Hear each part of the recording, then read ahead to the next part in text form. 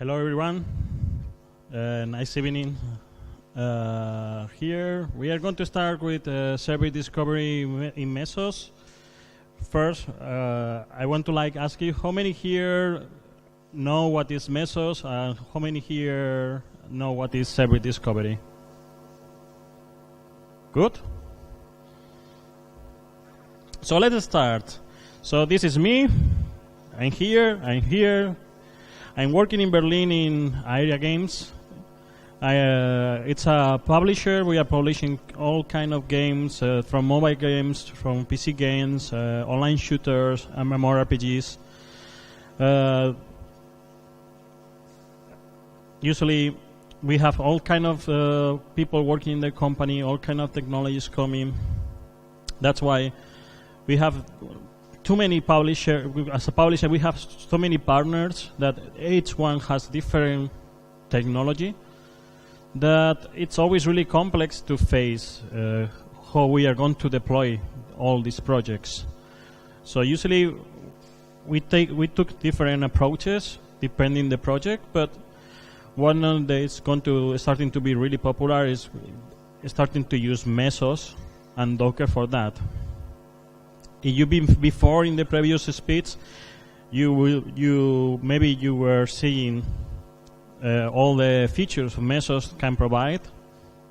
I'm not going to deep too much.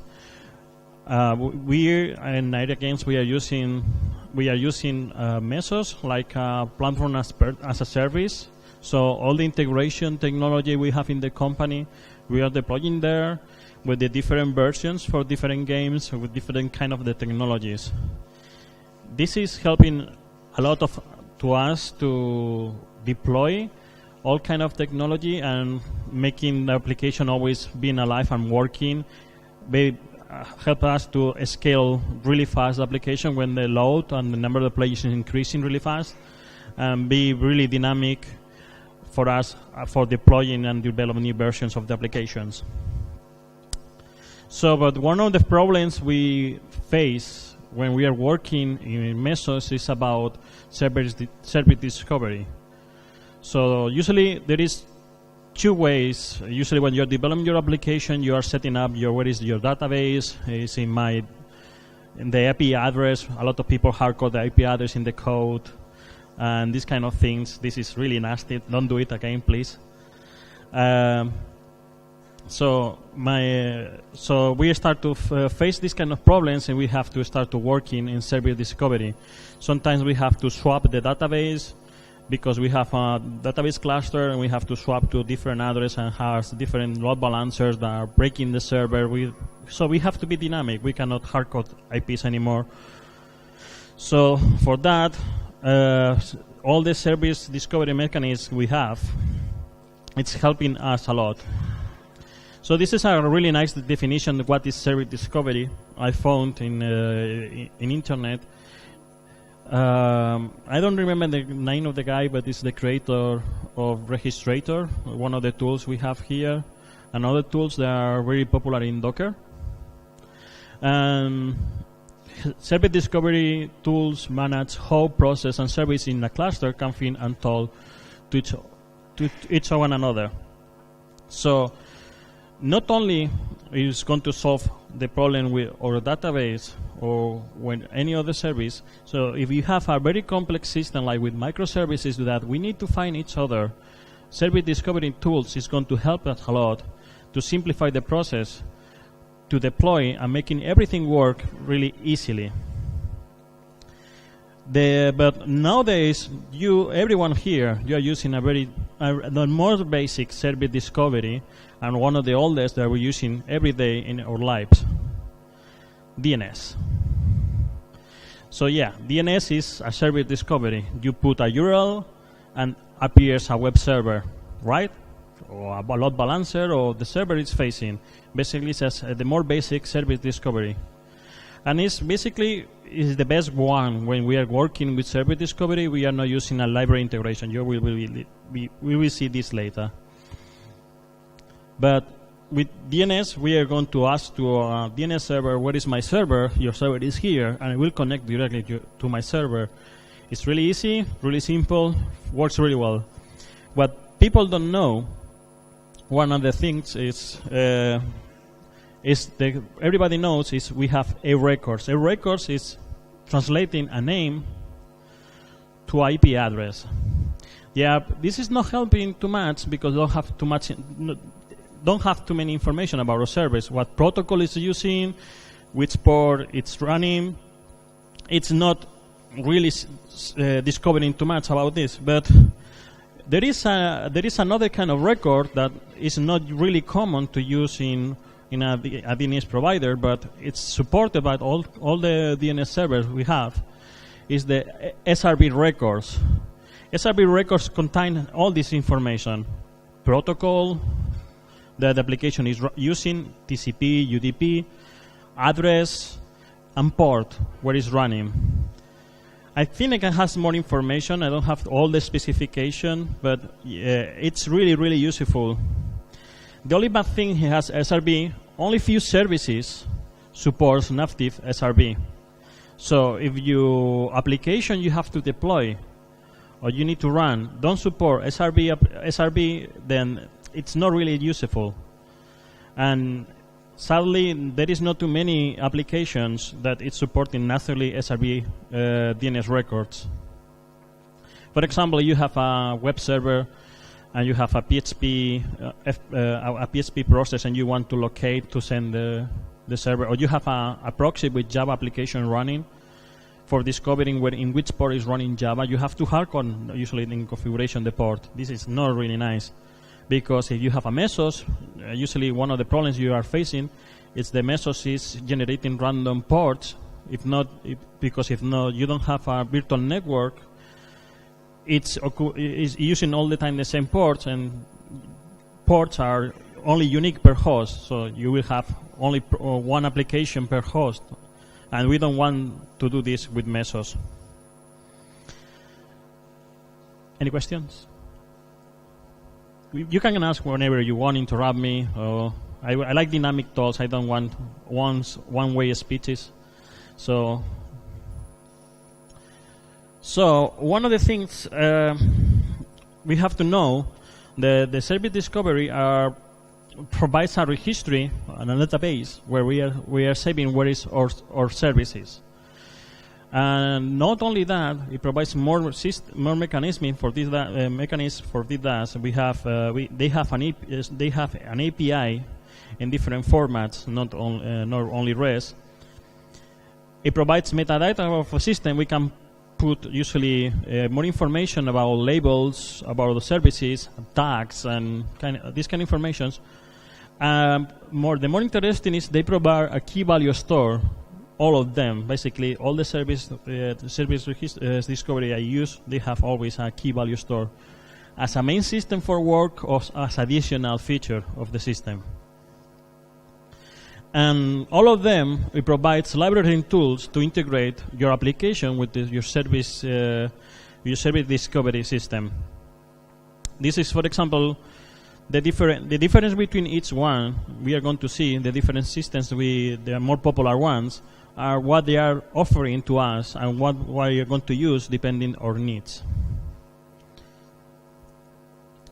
So here we have Zookeeper.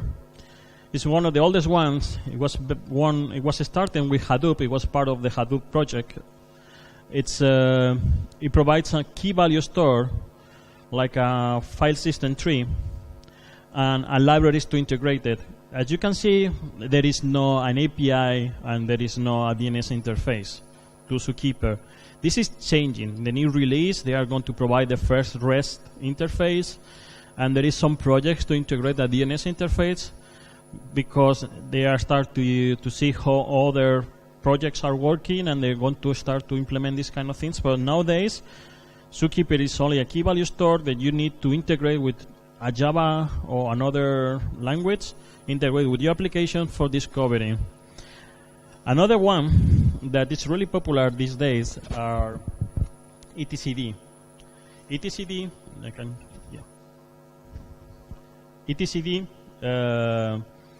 is really born for CoreOS. Here, everybody knows here what is CoreOS? Yeah, okay. I wish I say yes. CoreOS, an operating system created by guys in Silicon Valley for deploying Docker containers using systemd and etcd. Basically, using etcd as service discovery system and distribution of information in the key value store. This one is using a REST API for integration of all the tools and a libraries integration. As I see, there is an evolution from here to here. Not only that, there is different protocols. etcd is using RAF protocol for selection of the leaders, and I don't remember the quorum system they use in Zookeeper, the protocol exactly, but title is different.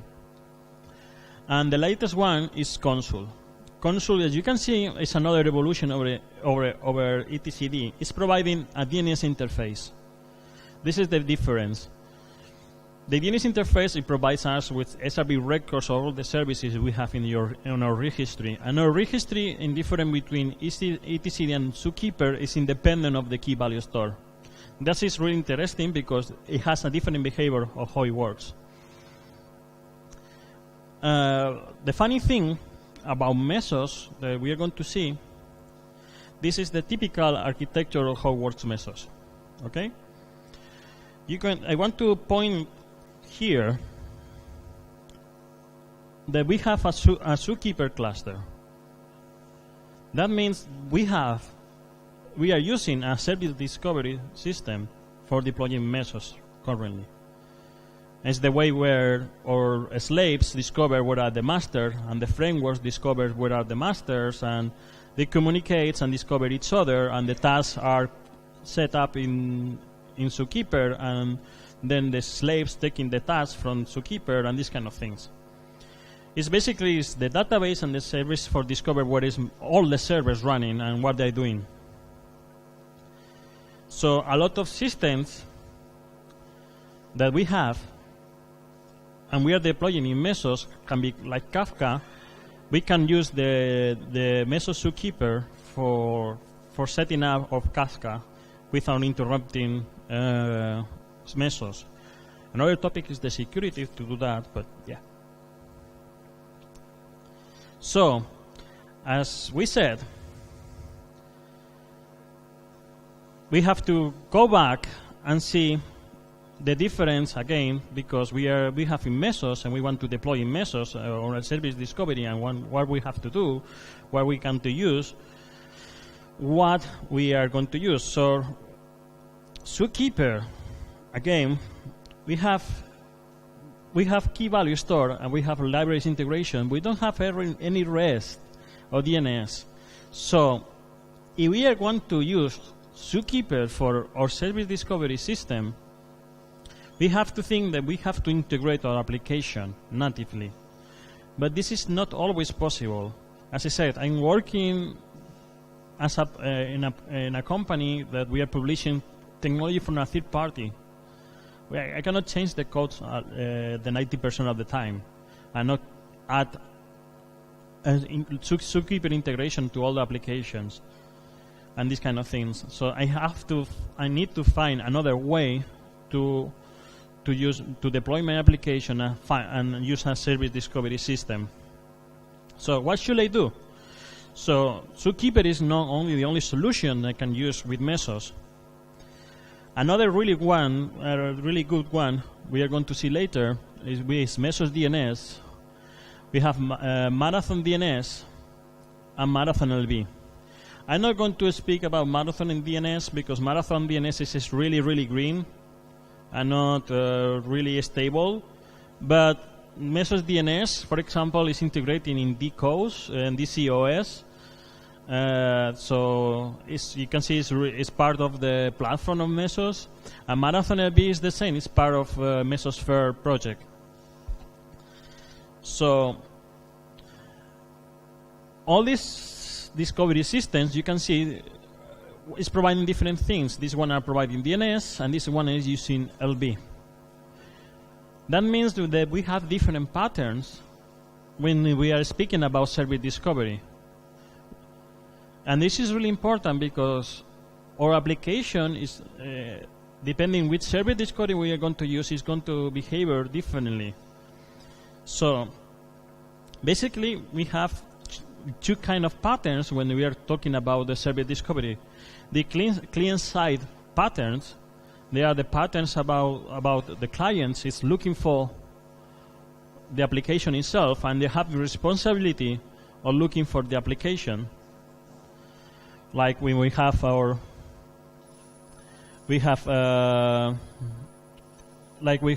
example, using an application, they're using the library integration of zookeeper. Is the client, the application itself, like is asking to zookeeper, where are my friends to play with them? Where is my database? Where is my web server? Where is my load balancer? Where is my proxy? Where is my main cache? Where is my queue system? Whatever thing we are going to use. And another thing, with DNS, we can use load balancing. We have DNS round robin. One really basic load balancing. We're really efficient if we want to sync in resources.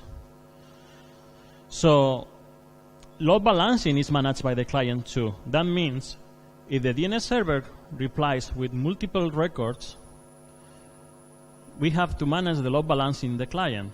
We cannot expect it that the load balancing is going to be managed by the DNS server.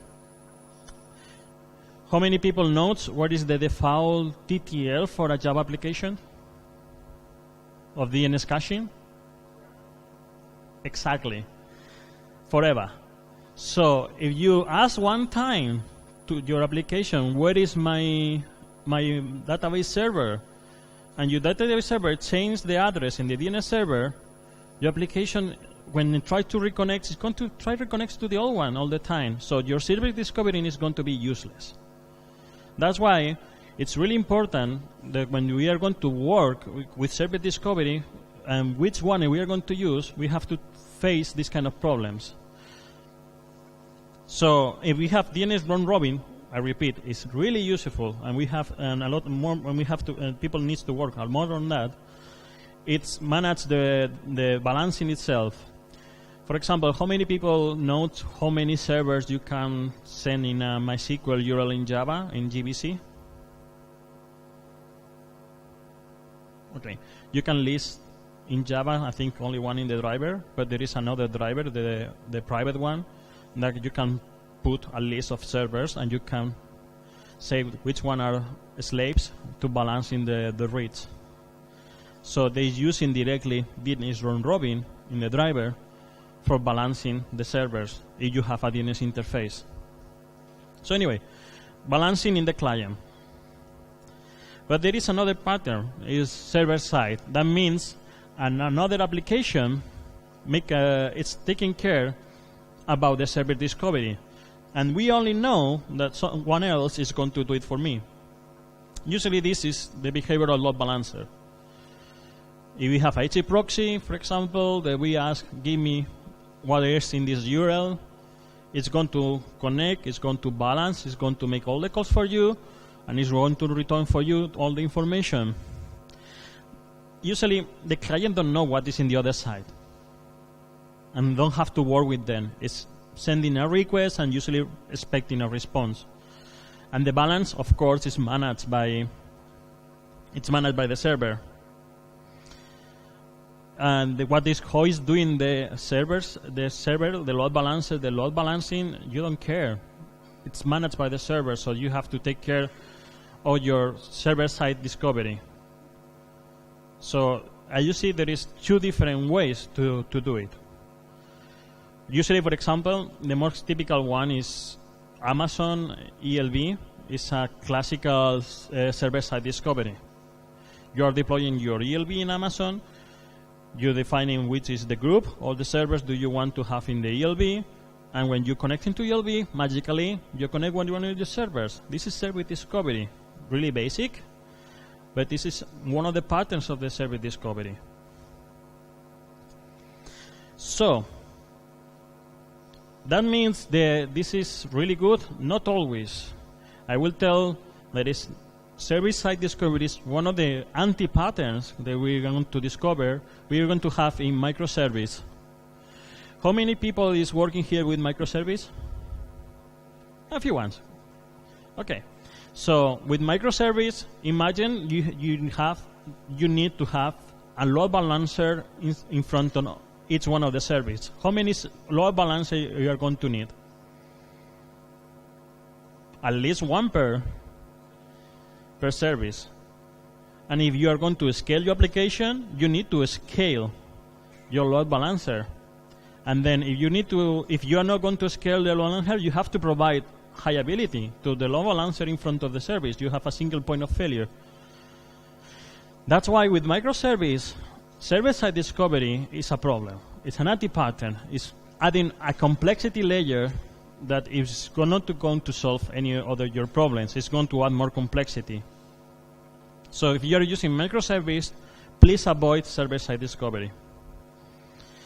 So after all this explanation, finally, let's see how it works this in Mesos. Sorry for the delay. So, can you read what is there? No. Okay. Let me describe for you. Here says marathon. He says marathon LB. He says Mesos. Here is Mesos DNS. Here is console. Here is registrator. I say registrator. This is wrong. Sorry. But yeah, it's registrator. It's okay. Now I think. Sorry. And here's Docker, and here's registrator. And you have Mesos console that is pointing to Mesos and to console. Okay? So I'm going to describe now a list of different tools that provides us service discovery and how integrating in these different layers. What is, say, layers? Because when we have a Mesos cluster with Docker, until the new version, that now Docker is not a runtime thing, and not a big daemon that you need to deploy everywhere. With Docker, and console, you need to deploy in every server and are independent from Mesos and Marathon. So there are different layers. You have Marathon, there's a framework that's running on top of Mesos. You have console, that all the application that is going to run in Mesos is going to use console. That is another layer. And maybe console is running in Docker containers. So it's going to be another layer more. So more or less we have this huge pile of layers that are independent each other, only from the top to the bottom. So I go back one moment. So here, how many nodes registrator? Registrator, Docker? No? One. Okay. Two. Okay. Okay, registrator, it's a really nice tool that reads the event system of Docker and write it in a service discovery, usually console, but supports multiple ones. So depending the life cycle of your Docker container, is going to add or is going to remove from console to from service discovery the Docker container itself. It has a problem, registrator. As we see, it's in the bottom. It's on the bottom of the layer. Okay. So if we have Mesos, it's a cluster system that works in multiple hosts. This part of here works in the host itself. So the cluster is going not to know what's going to happen if the host is going down. What happens usually when you have registrator, it's all the services you have in the host when they crash, they still in console. The only thing is that yes, the host is down, but your application is still registered there. So what is going to happen when you recover the host, your application is going to come back, but Mesos, they move the application to another host. So you have duplicated records of the same application with different IP address. And this is a problem because you are using DNS round robin, they are going to point differently. and your health check system of Consul, of Marathon, is going to fail, and it's going to be a mess to clean up everything. I don't recommend to use this with Mesos. I did it in the past, and that's why I can tell you don't use it, please. Can be a mess when you have a problem with the host. Another project, if you're going to use Consul, is Mesos Consul. Basically, what is using is in this layer. You can see, yeah, we are going to in the Mesos layer, in the cluster layer. No, sorry, it's here. We are between these two layers, okay? I cannot see too much too. Between these two layers here. It's going to read the task that is running and stop or being killed in Mesos, and registering the registry from Consul. The good thing is that we can deploy Mesos Consul in Marathon, and it will manage the application for us. So if the host crash, it's going to move to another host, and it was going to update the status of the current, because it's going to see the current application that is running, what is not running, what was killed, and it will update everything. Because Mesos is keeping track of all the events that happen and save it usually in zookeeper. The only thing, it depends of Consul, a server registry. So that means that you need, as you say, depends on two layers, depends on Mesos layer and depends on Consul layer. So if you have any problem in Consul, your service discovery breaks, and then you can have problems. If you have problems in the Mesos layer, an application is not, the task is killed and is not updated, and then in the server history it's going to be broken.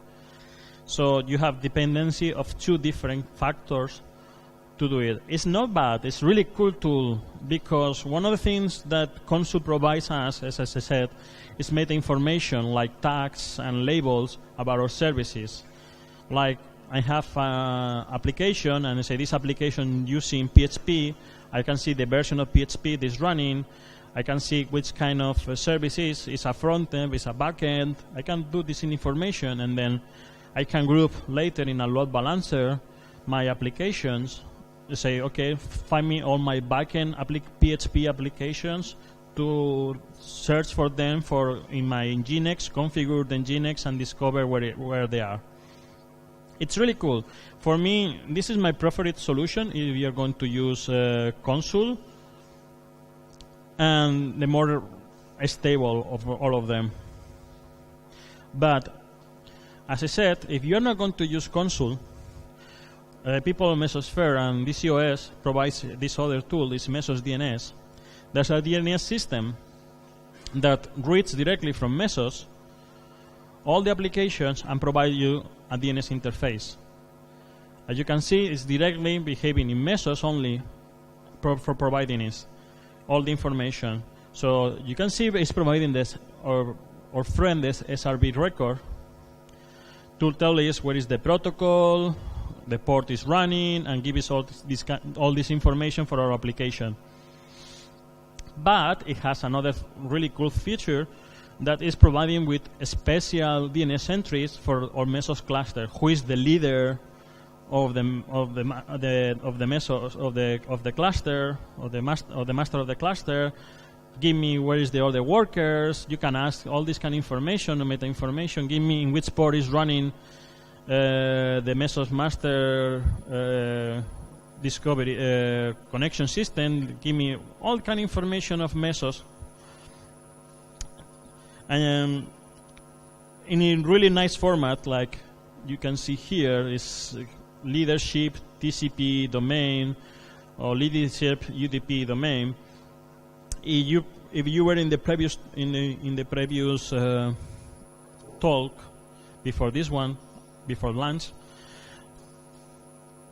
our colleague was deploying an application, and it was using this URL for discovering the application. Because as I said, in DCOS you have Mesos DNS for this service discovery. And I said, if you support in the client round robin, you can have support from DNS round robin at the same time. So here they have more or less how it works. The technology, you can see basically the dependencies completely is in the Mesos technology, so you don't have any third-party service discovery that you need to integrate. Another one that we have, it's Marathon LB. This is a server-side service discovery. It's part of DCOS, like Mesos DNS, and we will have is a load balancer. In this case, on the top layer is Marathon. If we go back in time, here we have Marathon LB and we have Marathon. Okay. So in Marathon, here everybody knows what is Marathon? Nobody? Okay. Marathon is a framework that runs on top of Mesos and allows to execute applications really easily and take care of the application of the lifecycle to run it in the cluster if the application crashes.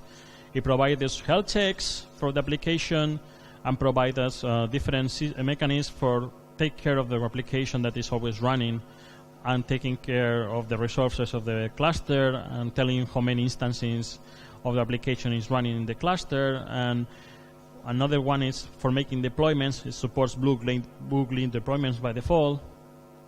It's quite cool tool. I think it's the base of the DCOS. When you're going to deploy something in DCOS, you will see the main interface is Marathon. But as I say, it's a server-side service discovery system. So I will recommend only if you have Marathon LB in a public interface for entry your application and then discover internally your application. You don't want to expose, but don't use it like for having internal load balancer and have microservices. Like I said before, this is an anti-pattern. It's really cool. It's using HA proxy for using for load balancer. So as you can imagine, the technology it's really robust, really strong, and performs really well. And as I said, the dependency is Marathon itself. Marathon has an API to interact, and you can ask what is the status of the application that is running, and you don't have to go to Mesos to ask them. Marathon provides all this information. So if you think a little bit in the previous layer image, if you support these two friends here, Mesos DNS and Marathon LB, you have a client-server discovery, and you have a server-side discovery provides in different layers in a dependent way. So if your application crashes and using one of them, at least you have another one. everything is not broken. It's one of the cool things of using Mesos and Marathon. So, with this, any questions? I have maybe a tricky question, because have you ever had a problem trying to launch a Docker container through Marathon, trying to add Mesos DNS like the DNS? Because I'm going to tell you my problem. Maybe have you ever feel the same? When I try to stop that container through Marathon, finally, sorry, I'm not able to add the DNS to the container. Seems like a container inside Marathon. So I launched through the command. In that way, I'm able to add the Mesos DNS like the DNS of that container. Mm-hmm. But then I have a problem. I'm not able to stop that container through Marathon, because if you stop, finally the container is still running. So there is another way of connecting Mesos DNS with the Docker container through Marathon? So the first thing you have to think when you're going to deploy any service in Docker, it has his own internal network. You have to provide the proper configuration. One of them is, if you not remember, you have to port properly the ports of the DNS. The second thing, if your application is going to use the DNS server you're going to deploy, you have to take with the configuration of your host of your application should point properly to the application. Concretely, I cannot tell you exactly how to solve the problem. I need to see better where it's failing exactly in which point, but usually the common problems when you're deploying a service like Mesos DNS is about the ports and the configuration of the DNS servers of the slaves and the applications itself of the Docker engine itself. Because one of the options the Docker engine has is what is the DNS server to use. Because if you're going to launch an application, it takes from the host the DNS entries. So you have to take care with this. Okay. Any other questions?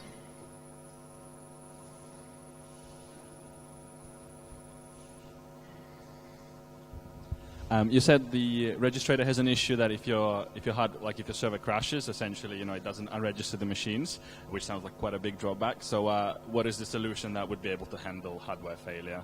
You're talking about registrator? Yeah. Yeah. When you have this problem with the registrator, you have to make a proper cleanup before put the node back. And this is the only way to do it. My only way to do the cleanup, the nasty way to do cleanup, it's start in the host that is broken, console registrator, launch all of the containers before Mesos, stop all the containers before Mesos, and then start Mesos.